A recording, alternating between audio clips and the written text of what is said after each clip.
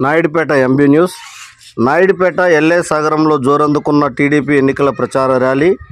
తిరుపతి జిల్లా నాయుడుపేట మున్సిపాలిటీ పరిధిలో ఉన్న ఎల్ఏ సాగరం, బీడీ కాలనీ నుండి గాంధీ మందిరం వరకు అత్యధిక సంఖ్యలో టీడీపీ శ్రేణులు ర్యాలీని నిర్వహించడం జరిగింది.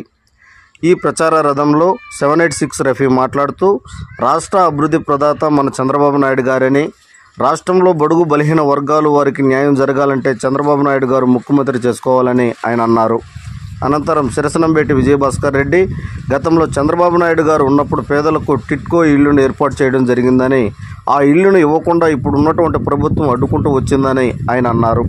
ఈసారి మీ అందరూ కూడా సూలూరుపేట నియోజకవర్గ ఎమ్మెల్యే అభ్యర్థి నెలవల విజయశ్రీని మరియు ఎంపీ అభ్యర్థి వరప్రసాదరావు గారిని మీ అందరూ పెద్ద మనసుతో ఆశీర్వదించాలని ఆయన అన్నారు.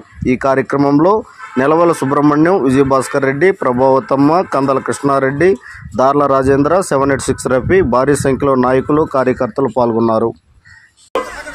మళ్ళా 2019లో చంద్రబాబు నాయుడు గారు వస్తానే మీరు అక్కడ గృహ ప్రవేశాలు చేయాల్సిన పరిస్థితుల్లో మరి మీరు ఏమైనారమ్మా?